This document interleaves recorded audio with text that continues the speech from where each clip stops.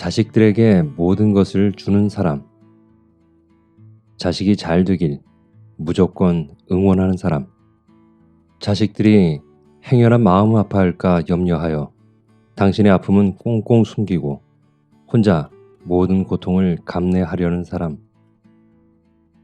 어머니, 이 이름만 불러도 벌써 눈에는 눈물이 가득 차오릅니다. 전생에 무슨 죄를 지으셨길래 현생에서 이리도 다 내어놓으시는 삶을 사시는 것일까요? 어머니, 당신은 어째서 자신의 몸 하나 제대로 돌보지 않으시고 그 갸냘픈 몸으로 모진 풍파를 막아내며 힘든 인생을 살아내려 하시는 것인가요?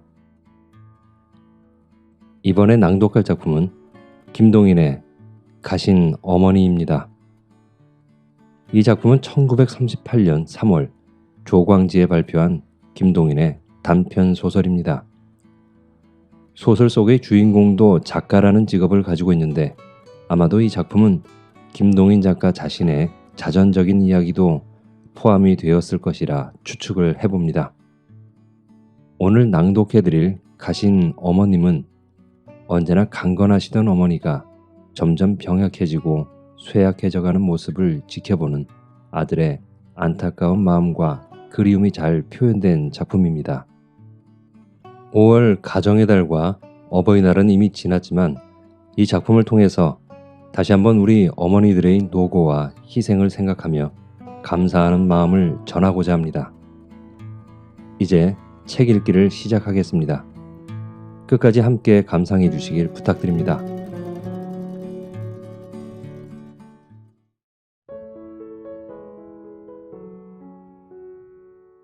가신 어머님, 김동인.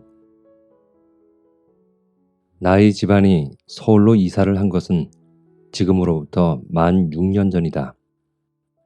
그 전해 가을부터 심한 신경쇠약에 불면증을 겸하여 고생하던 나는 가족을 평양에 남겨두고 혼자서 서울로 올라와서 치료를 하고 있었다.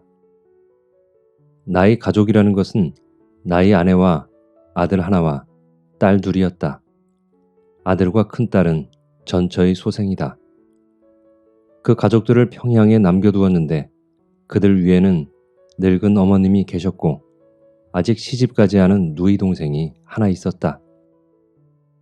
지금껏 평양에 있을 동안의 생활 방식이라는 것은 어머님의 약간의 토지에서 수입되는 나락과 미약한 나의 원고료 수입에 의지하여 지탱해왔다.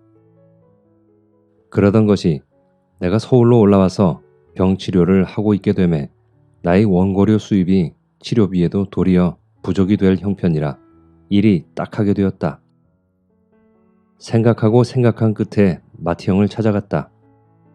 그리고 마티형께 내가 서울에서 치료를 하는 동안 어머님을 비롯하여 내 가족들의 생활을 돌보아 주기를 부탁하였다.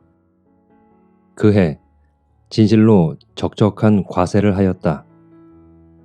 잠 못 드는 긴 밤을 외로운 여사에서 새우고 흥분되는 일과 음식 등을 의사에게 금지당하였는지라 이웃집 겹방 등에서 술 먹고 윤 놀고 화투하고 좋아하고 야단들하는 신구세 교환절기를 나는 자리에 누워서 눈이 껌뻑껌뻑 밤을 새우고 하였다.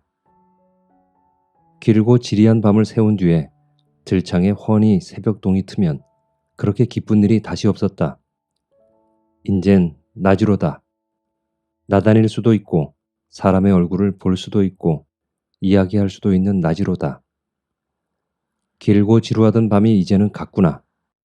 낮이 차차 기울어오면 인제 장차 이를 밤이 진실로 무서웠다. 이 길고 지리한 밤을 또한 천장을 바라보며 세울 생각을 하면 괴롭기 짝이 없었다. 의사는 늘 잠 못 자는 것을 걱정 말라고 권고를 한다. 에디슨은 하루에 4시간밖에 안 잤다. 누구는 몇 시간밖에 안 잤다. 고금의 온갖 예를 들어가면서 잠이라는 것은 한낱 습관에 지나지 못하지 자지 않을지라도 괜찮다는 설명을 가하여 안심을 주려 한다. 그러나 과거 30년간을 하루에 8시간 이상을 잔 경력을 가지고 있는 이 까다로운 인생은 의사의 그런 말을 귓등으로도 듣지 않았다. 불면증이라는 것은 괴상한 것으로서 밤에는 정신이 똑똑한 대신 낮에는 늘 머리가 몽롱하다. 그러나 과거 30년간을 일은 낮에 하고 밤에는 잠을 잘 것이라는 습관을 가지고 있는 나는 머리가 몽롱한 낮에 원고를 쓰고 머리가 똑똑해진 밤에는 오지 않는 졸음을 오라고 청을 하고 있다. 불면증은 체험해본 사람이 아니고는 그 고통의 100분의 1도 상상을 못한다. K 박사의 지도하에 불면증 치료 3개월. 불면증은 이제는 웬만치 완화가 되었다. 자며 깨며 숙수는 못하나마 과한 고통은 면하리만치 되었다. 이렇게 되매 나는 나의 가족을 서울로 불러 올려서 서울에서 살기로 계획을 정하였다. 원고료 생활을 하려면 서울에서 살림하는 것이 편리하다. 표면으로는 이러하였다. 그러나 이면으로는 델리케이트한 문제가 나의 가슴 깊이 있는 것이었다. 본시, 우리는 삼형제로서 내가 가운데요. 삼형제의 아래로 막내로 누이가 하나 있었다. 내가 17살 적에 아버님이 세상을 떠나셨다. 삼형제에게는 각각 적당히 분재해 주셨다. 그러나 누이의 몫은 없었다. 맏형은 장발하였는지라 따로이 살고 나와 나의 동생과 누이를 어머님이 거느리고 사셨다. 그러는 동안 어머님이 재산을 관할하시며 재산 수입에서 생활비에 충당하고 남는 것으로 약간의 토지를 마련하였다. 물론 그것을 마련한 당시의 어머님의 심산으로는 그것을 딸에게 주려 하였음일 것이다. 그 뒤에 우리 형제는 방탕을 하였다. 홀짝 다 없이 하였다. 이렇게 되매 어머님의 마음은 다시 변하셨다. 어머님은 몇 자녀 중에 나를 가장 사랑하셨다. 내가 한 푼 없이 파산을 하매 어머님은 그 약간의 토지를 나에게 주시려고 본시의 예정을 돌이켰다. 그리고 그 토지에 걸리는 입비, 세비, 수리조합비, 기타 관할비 등등을 내게 부담을 시키시고 감독 등등도 내게 늘 명하셨다. 본시 입이 무거우시니라 그 땅을 장차 뉘게 주신다는 말씀은 입 밖에 낸 일이 없으나 암시는 충분히 하시고 하였다. 언젠가 변변찮은 일로 딸과 다투신 때 같은 때에는 등기와 도장을 내게 맡기시고 집을 나가신다고까지 한 일이 있었다. 그러나 나는 그 땅을 원하지 않았다. 아버님께 풍부히 물려받았던 재산을 탕진한 몸으로써 무슨 염치에 그것을 견눈질이라도 하랴. 그것이 거대한 재산으로서 욕심날 만한 거액이면 모르지만 그것을 가지고도 생활을 위한 원고를 쓰지 않고는 먹지 못할 이상에는 그만 것을 가져 무엇하랴. 이러한 생각을 가지고 있었다. 누이도 그때 20을 지난 처녀로서 재산이라는 것이 무엇인지 넉넉히 눈치를 알 처지였다. 누이의 심경도 내게는 번히 들여다 보였다. 그 땅이란 본시 자기에게 올 것이었는데 오빠가 방탕을 하여 재산을 탕진한 탓에 빼앗기는구나. 이러한 눈치가 늘 역연히 보였다. 어렸을 적부터 내가 매우 사랑해왔고 자기도 나를 폭 따라서 어떠한 고집을 부리다가도 내 말이 떨어지면 즉시로 승복하리만치 나를 따르던 누이인데 이 눈치를 알자부터 차차 내게 반항을 하며 공연히 앙심을 품는 것이 분명하였다. 집안에는 늘 아문이 떠돌고 있었다. 어머님이 단 한 번이라도 정면으로 그 땅은 장차 너 가져라 하시면 나는 단박에 거절하여 이 아문도 흩어지겠지만 말씀 안 내는 일을 먼저 내가 거절한다면 도리어 그 반대편으로 보이기가 쉬운 일이라 먼저 거절할 수도 없고 하여 단지 이 집안에 떠도는 아문에 홀로 혀를 차고 있었다. 그러다가 이번 기회에 내 처자만 서울로 이사를 하게 하여 자연 간단히 내 뜻을 나타내기로 한 것이었다. 과연 아내가 서울로 이사 오라는 내 편지를 받고 그 뜻을 어머님께 여쭈매 곁에 있던 누이가 옳다. 그 땅도 이젠 내 것이로다. 고 농담조로 말하더라고. 대체 그 땅이란 어찌된 땅이냐고 아내는 서울 이사 온 뒤에 내게 물은 일이 있었다. 내 가족이 서울로 이사 오면 평양의 어머님과 누이는 어머님의 땅의 수입과 누이의 모 유치원 보모로서의 월급으로 여유 있게 지낼 수가 있는 것이었다.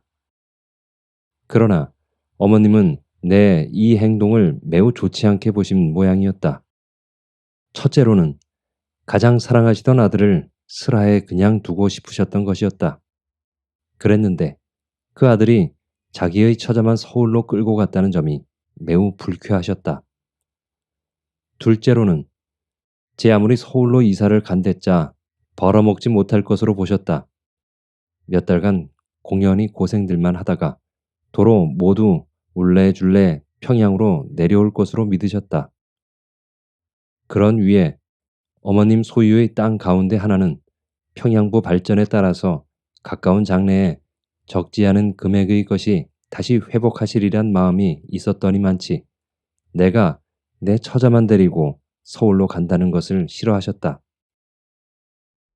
어차피 서울 가서 자리를 못 잡고 도로 내려오리라고 굳게 믿으셨더니만치 이삿짐이 진실로 박하였다. 아내가 자기의 친정에서 해가지고 온 물건밖에 낡은 것, 원래가 대갓집이었더니만치 다른 것은 그만두고 유기 그릇만 하여도 큰 뒤주로 몇 뒤주가 되었다. 낡은 것이라고는 내 전실 아내의 것조차 안 주시고 단지 빅터 유성기와 레코드와 싱거 재봉틀 하나뿐으로서 좌우간 이사 온 날 저녁밥 담아 먹을 그릇조차 없어 사다가 담아 먹었다면 짐작이 갈 것이다. 그러나 내 계획이란 어머님의 예상하신 바와 딴판이었다. 좌우간 무턱하고 집을 한 채 월부로 사기로 하였다. 집도 그만하면 정 부끄러운 집도 아니었다.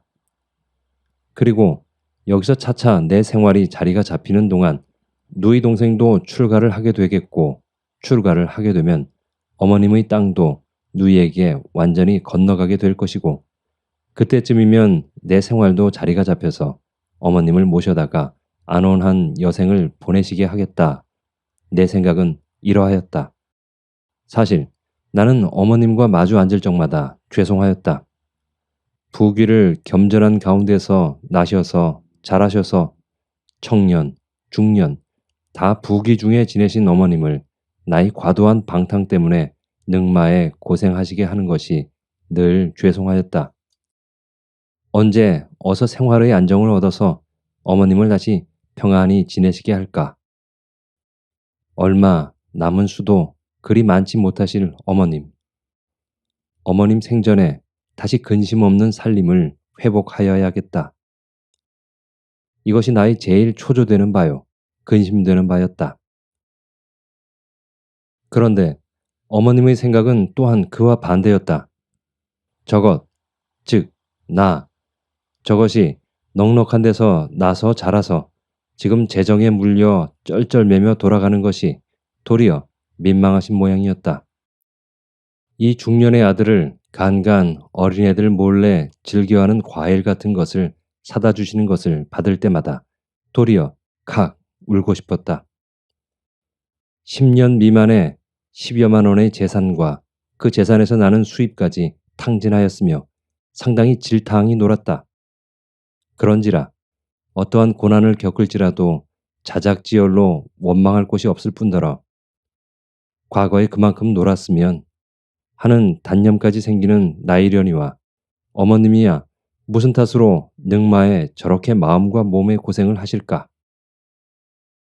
늘 이 죄 많은 아들을 민망히 보시고 만나는 음식이라도 생기면 당신은 안 잡숫고 반드시 아들에게 주시며 부족한 주머니를 털어서 아들의 입을 즐겁게 하시며 사람 된 의무로서 가족의 의식을 구하기 위하여 하는 당연한 노력을 애처롭게 보시는 그 어머님에 대하여 나는 황송히 생각하지 않을 수가 없었다. 서울로 이사를 와서 월부로 정갈한 집을 한 채 산 뒤에 우리 가족의 생활은 그야말로 긴장 한마디로 끝이 날 종류의 것이었다. 집을 한 채 사느라고 어머님께 편지를 하였더니 어머님께서는 그러면 여름방학 때 딸과 함께 서울로 놀러 오시마 하셨다. 우리의 산 집은 아주 새 집이었다. 이 새 집을 사람 사는 집 같이 꾸미려면 상당히 손이 걸린다. 나는 시계와 같이 잠시도 쉼없이 원고를 쓰고 아내는 끊임없이 항아리 나부랭이며 찬장, 그릇 등속을 사들이며 어머님이 서울 오시겠다는 여름방학이 불과 석 달, 그동안에 집을 사람 사는 집처럼 꾸미느라고 전력을 다하였다. 그 여름 약속에 의지하여 상경하실 때 어머님은 몸소 가지고 올 수 있는 최대 한도의 짐을 가지고 오셨다. 그러나 일껏 가지고 와서 봄에 그런 것들은 벌써 다 구비되어 있는 것이었다. 쓸데없는 것을 가지고 왔구나. 아, 이 한마디가 얼마나 나를 기쁘게 하였을까. 어머님도 또한 헛노력이 된 것을 도리어 기뻐하시는 것이었다. 그해 가을, 어머님은 사위맞이를 하셨다. 딸이 20을 썩 넘도록 정당한 배우자를 맞지 못하여 근심하시던 그 근심도 이제는 없어졌다. 아들들도 맏아들은 평양 실업계의 거두로 뒤를 근심할 바가 없고 둘째 아들도 서울로 올라가서 차차 살림이 펴는 모양이요. 셋째 아들도 생활은 이렁저렁 해나가는 모양이요. 단 한 가지 남았던 딸의 처치도 되었음에 전혀 전전의 등에 비기면 노후도 편나가는 모양이었다. 이러한 가운데서 나는 어서 이 집의 매수를 끝낸 뒤에 어머님을 모셔오고자 잉크와 종이를 연하여 소비하고 있었다. 서울 이사 온 지 3년째 되는 봄이었다. 그 봄, 나는 조선 원고료 생활자에게는 좀 거액이라 할 만한 600원이라는 돈을 횡액으로 잃어버렸다. 집값의 최후 잔액을 치르려던 돈이었다. 그것을 잃었는지라 다시 반년간 더 지내지 않으면 집값을 완제할 수가 없게 되었다. 그와 전후하여 평양 누이가 맏아들을 낳았다는 회보, 또 그와 전후하여 놀라운 소식이 뛰어들었다. 어머님이 중풍으로 위험하다는 것이었다. 그러나 이 소식이 전보가 아니라 편지로 온 것을 보매 위급하지는 않은 모양이었다. 그때 마침 쓰던 원고가 있어서 양일간 더 써야 끝이 나겠으므로 그것을 빨리 마감하고 내려가 보려 하였는데 뒤이어 염려 없이 되었다는 기별과 의사의 말이 춘추 70에 가까운 분으로 그런 위험한 병에서 이렇듯 속히 회복되는 것은 희귀한 일이라 하더라는 말까지 있었다. 그래서 어머님의 병원에는 푹 안심하고 있었는데 얼마 지나지 않아서 중풍 재발이라는 통지가 역시 전보가 아니요 편지로 왔다. 뒤에 상세한 전말을 알아보니 이러하였다. 누이는 그때 해산 직후의 산모라 신경이 앵간히 날카롭게 된 사람이었다. 그런 터라 어떤 날 식모가 좀 마음에 거슬리는 일을 하였다고 당장에 내쫓았다. 내쫓았으면 즉시로 대신을 구하여 드렸어야 할 것인데 경향을 물론하고 문제거리인 식모난 때문에 미리 식모를 구하지 못하였다. 어머님이 부엌에 나서지 않을 수가 없게 되었다. 40년, 50년 전 며느리 시절에 부엌에 나서 보신 분, 부엌에 서투르신 어머님이었다. 게다가 중풍에 넘어지셨다가 겨우 지금은 지팡이 짚고 변소 출입이나 하게 된 병인이었다. 그 위에 산모에게는 하루에 7, 8회를 국을 끓여 주어야 할 것이었다. 아궁이 앞에서 불을 떼놓으라면 자꾸 아궁이로 끌려 들어가는 것 같구나. 이것이 뒷날 어머님의 회상담이었다. 나무단을 부엌에 끌어들이고 수도, 대문 안에 있어서 부엌에서 꽤 멀다. 수도에서 물을 길어들이고 하루에 7, 8회를 부엌에 나서야 하니 칠순 노체에 병환이 없을지라도 견디지 못할 것이었다. 병환 재발된 것이 당연한 일이었다. 그러나 어머님의 체력은 경탄을 지나쳐서 경악할 만하였다. 중풍이란 대체 초발에도 난병이거니와 재발이면 생명을 보장할 수 없고 어떻게 생명이 유지된다 할지라도 전신불수, 적어도 반신불수는 될 것이었다. 그러나 어머님의 경악할 만한 체력은 그 모든 과정을 모두 건너뛰어 일삭쯤 뒤에는 다시 약간의 부축만 있으면 변소 출입은 가능하도록 되었다. 잘 요양만 하시면 이 병원에서는 온전히 벗어나서 천수를 다할 수 있다고 의사도 드디어 항복을 하였다. 그러나 성격이나 언행이나 온갖 방면이 돌변하였다. 여장부라 하여도 좋을 만치 강한 성격의 소유자이시던 어머님이 심약한 분으로 변하셨다. 식모에게 물 한 그릇 떠오라는 일이 있어도 명하지를 못하고 탄원하는 형식으로 하신다. 그리고 온갖 일에 나무람이 많고 눈물을 자주 흘리시고 음식을 잡숫는 데에도 귀찮으면 수저 다 내버리고 그냥 손으로 집어 잡숫는 등 전혀 다른 분같이 되었다. 금년에는 서울을 못 오시겠구나. 금년 여름에 집에 오시기로 되어 있더니만치 매우 섭섭하였다. 아이들이나 평양으로 보내서 병석의 할머님을 귀찮고 기쁘시게 하리라 하였다. 그 여름 이 신문 저 잡지 할 것 없이 모두 돌아가면서 원고료 전차를 하여 집값의 최후 잔액을 갚았다. 이제는 이 집은 완전히 내 것으로 되었다. 이제부터는 이 전차한 문채를 갚기까지는 생활을 극도로 절약을 하여야 하게 되었다. 나는 손꼽아 기다렸다. 생활을 극도 절약해서 통상 시대로 옮기자면 2, 3개월은 걸려야 할 것이다. 그동안에는 어머님의 건강도 썩 회복될 것이다. 그 사이 집값으로 뽑혀나가던 돈이 이제는 떠오르게 되었으며 어머님을 모셔다가 어머님 보양비로 그것을 전환시키면 될 것이다. 2, 3개월만 더 참자. 호강은 못하시나마 곤궁이야 면하게 해드릴 수 있겠지. 그 어떤 날 평양 누이에게서 편지가 왔다. 내일 밤 경성 도착하는 차로 어머님을 모시고 상경합니다. 이런 뜻의 편지였다. 반갑기는 반가웠으나 너무도 의외의 일이라 깜짝 놀랐다. 변소 출입까지도 부축하는 사람이 없이는 못하시던 어머님이 서울까지 어떻게 오시며 무엇하러 오시나 좀 더 안정하여야 할 것이오늘. 게다가 또한 당황하였다. 어머님께는 생활이 곤란하다는 점을 절대로 보이기 싫었다. 그런데 지금 될 수 있는 최대 한도의 원고료 전차를 하였는지라 자그마한 잡지 몇 개에서 들어오는 약소한 금전으로 생활을 극도로 절약하여 지내려는 이 판에 어머님이 올라오시면 큰 탈이다. 곤핍을 안 보이자니 불가능한 일이요. 보이면 또한 더욱이나 병중이신 마음에 얼마나 걱정스러우시랴.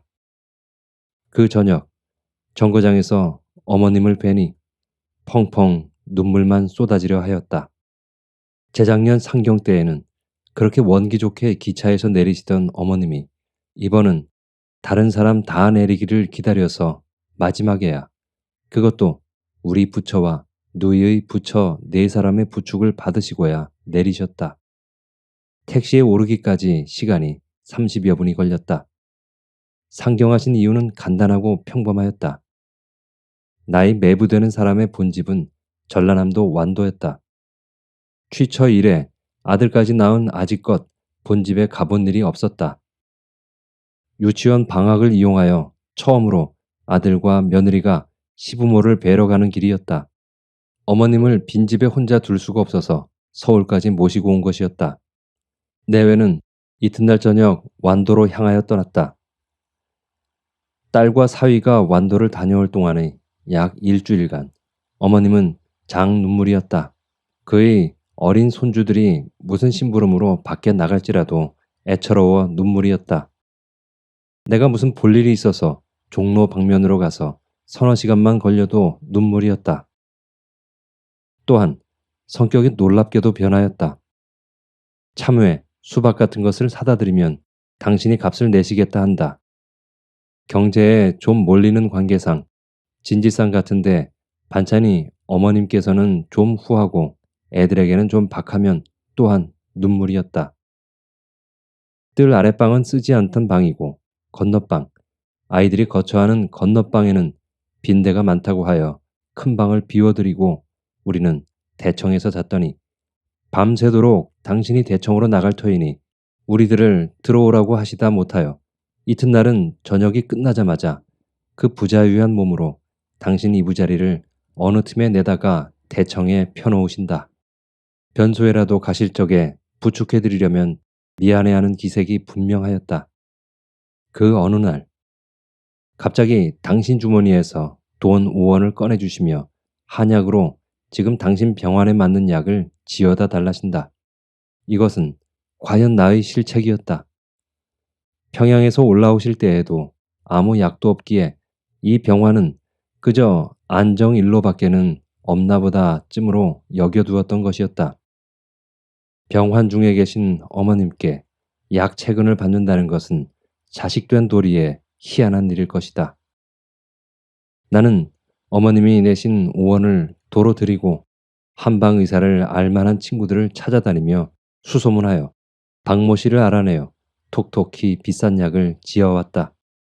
그 약을 잡수어 보았지만 어지럼증만 더하지 차도가 없다고 하시면서도 다려드리는 것이라 잡숫기는 잡수었으나 평양 내려가서는 다시 안 잡수신 모양이었다.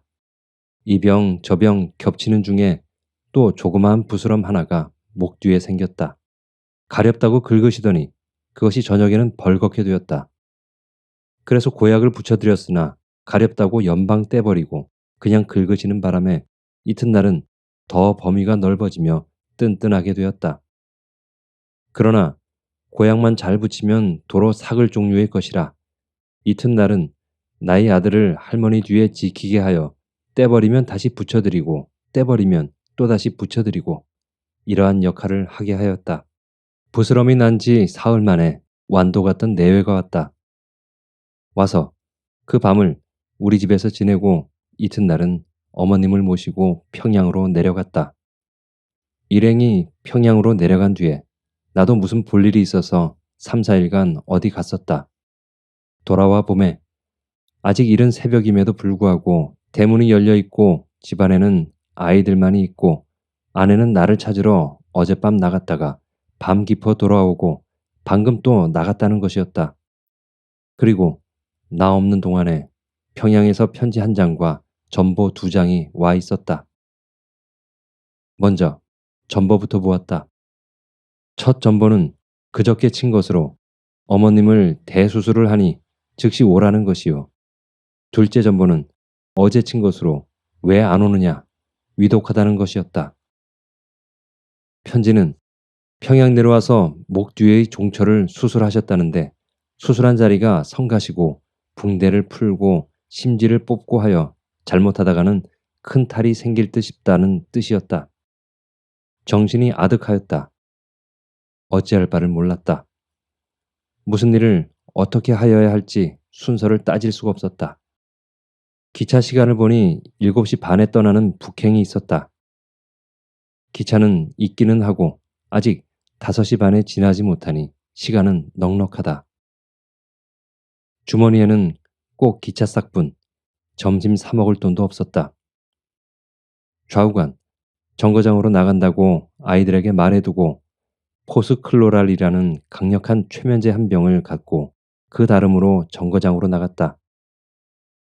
먼저 정거장에 나간다 한들 기차가 먼저 가줄 리 없건만. 마치 우리 아내의 사자와 같이 정거장에서도 잠시를 앉지를 못하였다. 다른 때 기차를 탈 때에는 생각해보지도 않던 일. 지금 이 정거장 안에서 기차를 타려고 기다리는 무리 중에 친척의 위독 혹은 사망 전보를 받고 황황히 달려가려니 태반이 그런 사람이 아닐까.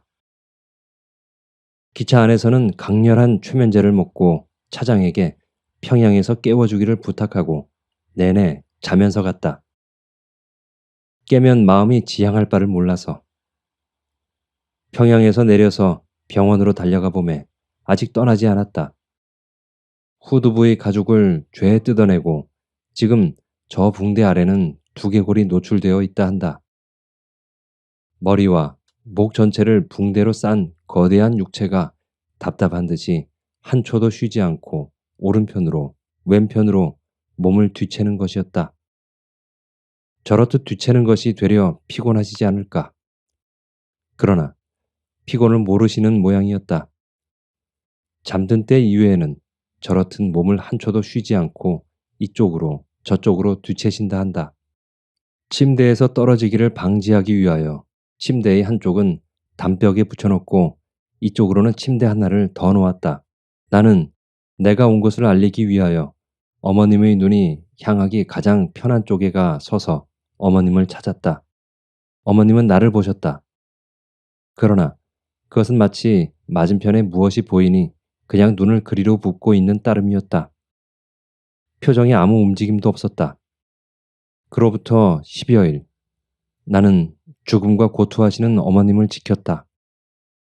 불면증이라는 특수한 신체 조직을 가지고 있는 나는 병인을 지키기에는 가장 적당한 사람이었다.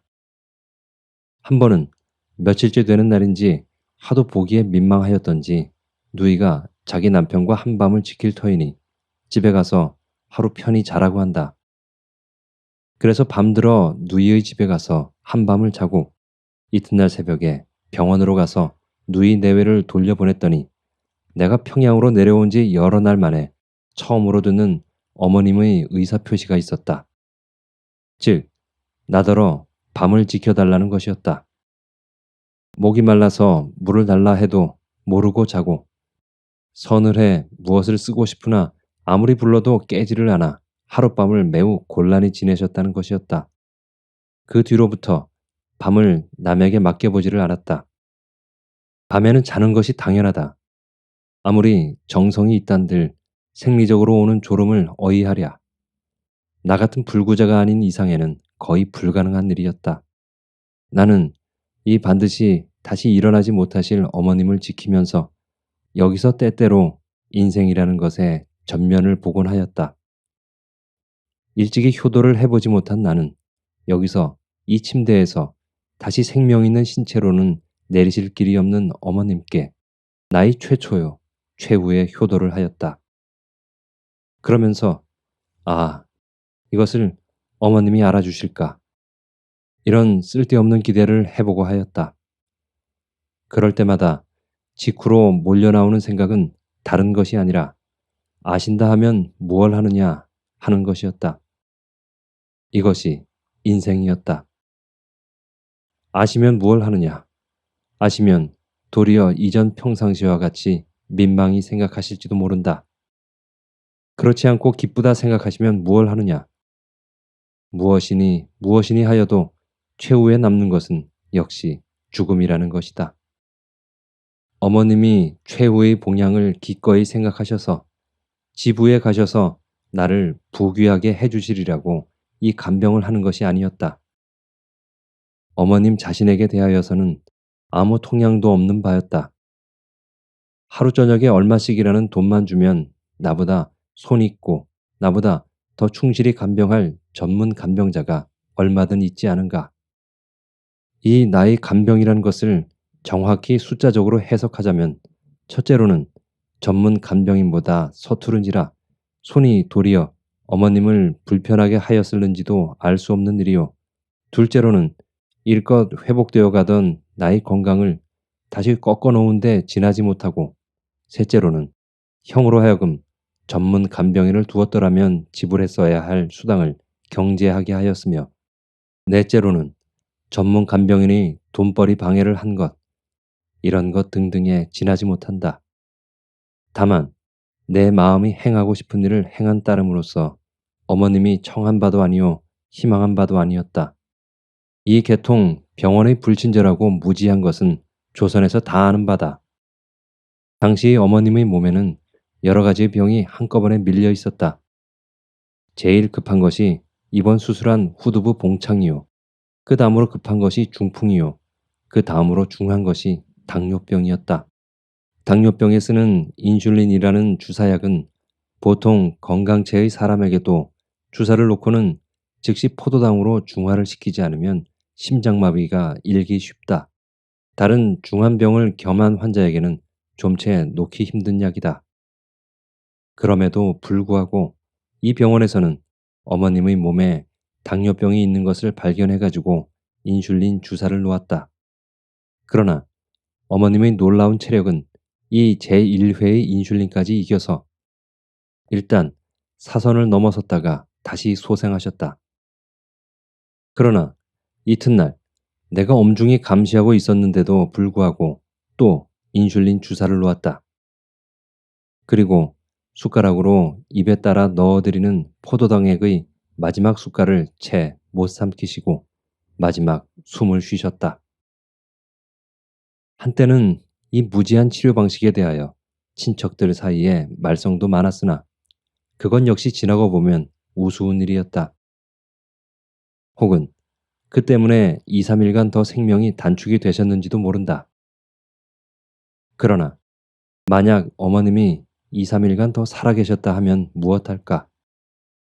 2, 3일간 더 사셨다면 2, 3일간 더 고통을 겪으실 뿐이었다. 양미간을 늘 커다랗게 찌푸리고 계시던 어머님에게 최후의 호흡과 함께 그 주름살이 없어졌다. 어머님이 고통을 호소할 때마다 나는 당직 의사를 불러서 모르핀 주사를 놓게 하였다.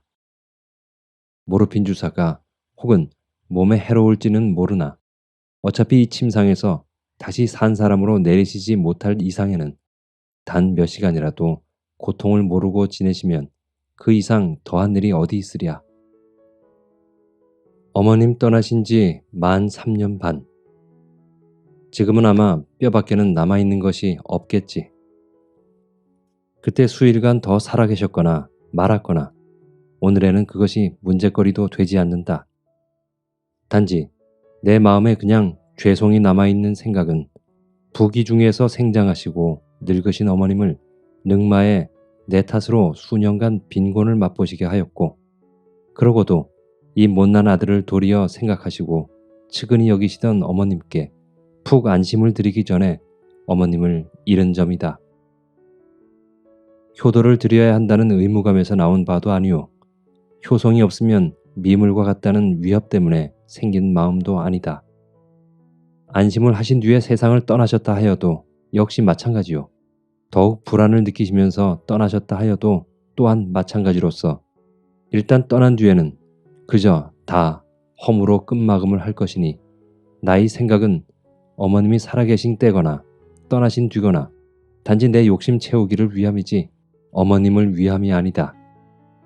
어머님을 땅에 묻은 뒤에 나는 다시 무덤을 찾아본 일이 없었다. 살아계신 어머니이니 내가 범한 죄를 씻고자 성심성의 안심을 드리고자 한 것이지 떠나신 뒤에 빈 무덤을 찾아 무엇하랴. 불효한 자식이라고 세상이 욕을 할지라도 그 칭호를 잠잠히 받을 밖에는 도리가 없다.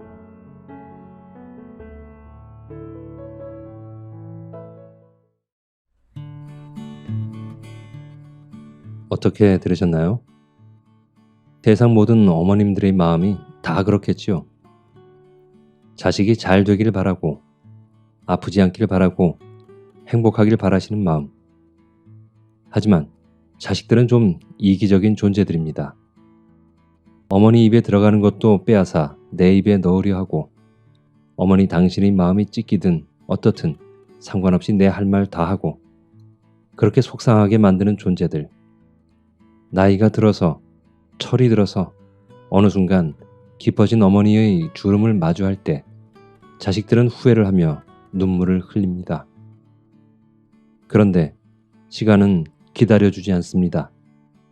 그 희생에 조금이나마 보답을 하려고 마음을 먹었을 때에는 어머니는 이미 너무 많이 약해지셨습니다.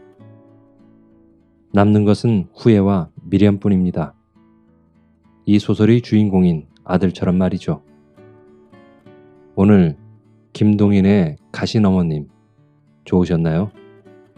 저는 또 다음 시간에 좋은 작품으로 인사드리겠습니다. 끝까지 함께해 주신 여러분 감사합니다. 행복한 시간 보내세요.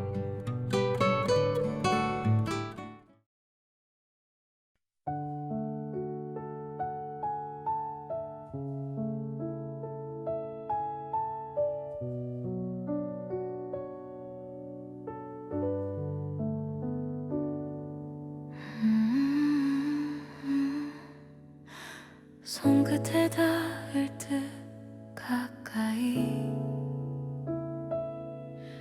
그대가 서 있는 것 같아. 눈을 감으면 들리는 그 목소리가 날 부르네. 시간은 흘러도 멈춰진 우리의 그 순간 속에서 아직도 난 그대 곁에 머물고 싶은걸요. 천 번을 불러봐도 대답 없는 이 공간, 그리움만 가득해 텅 빈 내 마음에 볼 수 없어도 느껴져요. 그대의 온기가 여기 있어. 안을 수 없어도 괜찮아요. 기억 속에 살아 숨 쉬니까 이렇게 그대를 사랑해도 닿을 수 없는 거리지만 영원히 내 안에 남아줘요. 사랑했던 그 모습 그대로.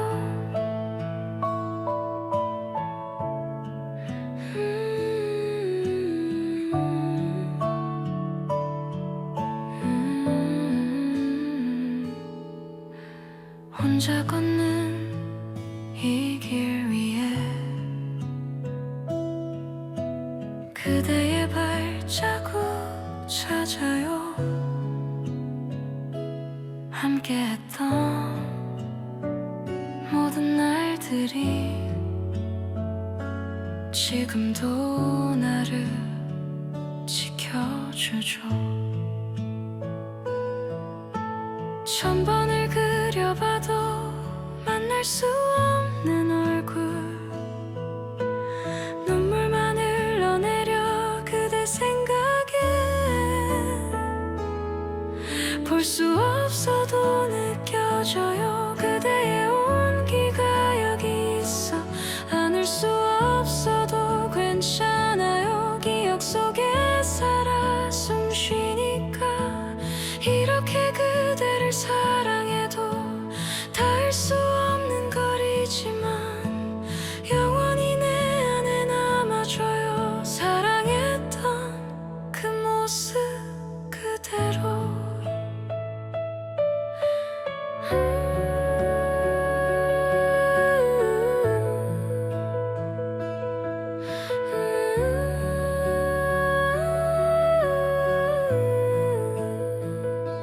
시간이 우릴 갈라놔도 마음만은 함께 할 거야.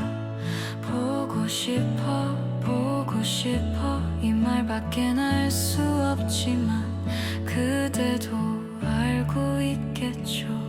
내 사랑은 변함없단 걸 볼 수 없어도 사랑해요. 그대는 내 전부였으니까 안을 수 없어도 느껴요.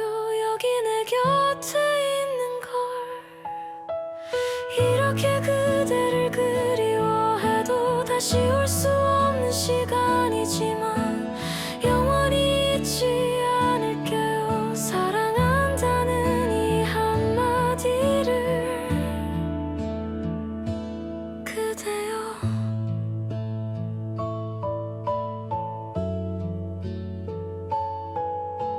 안녕.